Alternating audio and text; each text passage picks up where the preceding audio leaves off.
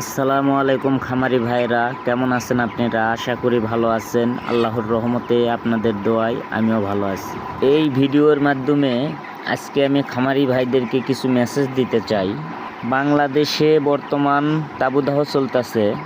তাপমাত্রা দিনের বেলায় 42 ডিগ্রি পর্যন্ত উঠে যাইতেছে, যেখানে 20 দিন প্লাস বয়সী ব্রয়লার মুরগির তাপমাত্রার প্রয়োজন 23 থেকে 25 ডিগ্রি সেলসিয়াস। সেই জায়গায় 40-42 ডিগ্রি তাপমাত্রা হলে আপনারা হয়তো বা বুঝতেই পারতেছেন মুরগির কীরকম অবস্থা হয়। অতিরিক্ত তাপমাত্রা হইলে মুরগি স্ট্রোক করে। মুরগি স্ট্রোক করে যখন মারা যায়, ব্যাপক ক্ষয়ক্ষতির সম্মুখীন হয় খামারি ভাইয়েরা। কি করলে মুরগি স্ট্রোক করে মারা যাবে না, সেই বিষয়টাই আপনাদের সামনে আমি তুলে ধরব।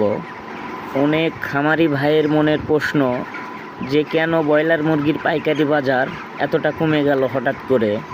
তো হঠাৎ করে ব্রয়লার মুরগির পাইকারি বাজার কমার কারণ অনেকে হয়তো বা জানেন না। তাদেরকে আমি একটা কথা জানাতে চাই।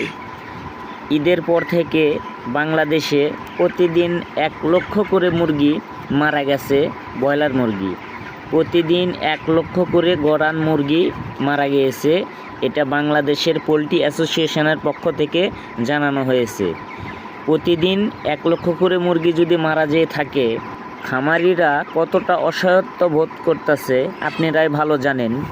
অনেক খামারি ভাইয়েরা ভয়ে মুরগি 25 দিন 26 দিন বয়সে মুরগি 1.5 কেজি ওজনের মুরগি বিক্রয় করে দিতেছে।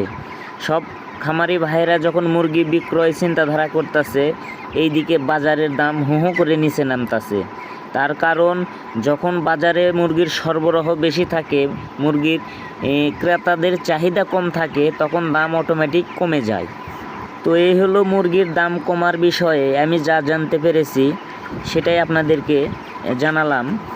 এখন আপনারা মুরগিকে হিট স্ট্রোকের হাত থেকে কিভাবে রক্ষা করবেন সেই বিষয়ে আমি কিছু কথা আপনাদেরকে বলি। অতিরিক্ত গরমে মুরগিকে দিনের বেলা ঘন ঘন পানি দিবেন।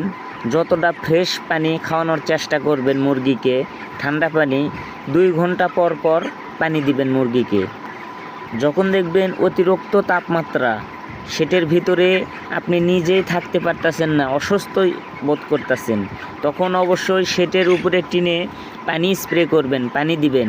টিনটা ঠান্ডা করবেন যাতে ভিতরের আবহাওয়াটা সুন্দর নরমাল থাকে, মুরগি যেন সুস্থ থাকে, সেই দিকে লক্ষ্য রাখবেন।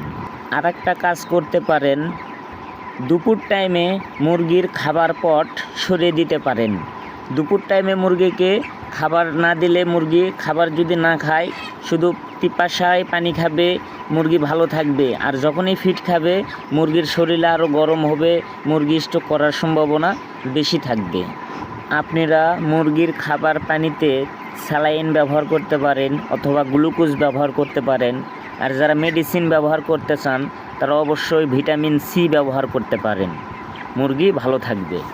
আমার ভিডিওটি যদি ভালো লাগে অবশ্যই আমার চ্যানেল সাবস্ক্রাইব করে বেল আইকন অন করে রাখবেন। আর যারা সাবস্ক্রাইব করেছেন তাদেরকে অসংখ্য ধন্যবাদ।